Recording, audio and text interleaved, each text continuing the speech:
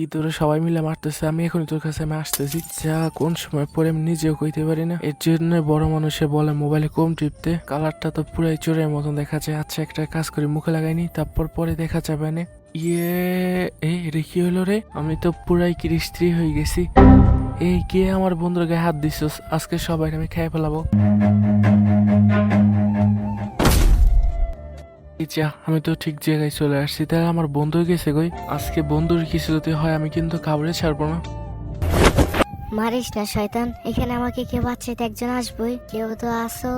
কিন্তু ছেলে ছবিতে এরকম ডায়লগ মারে না, তুই যেরকম বাস্তবে মারতেছো তোকে আজকে মেরে ফেলবো। আচ্ছা আমাকে মেরে ফেলো, আমি বেঁচে থেকে আর কি করবো? চৌধুরী সাহেব, যতক্ষণ আমি এস পড়ে আছি আমি আশা করি আপনি কারো গায়ে হাত দিবেন না। কি ভয় পাইছে তো আমাকে দেখা? তোর একেবারে গাল লাল করে ফেলাম শালা।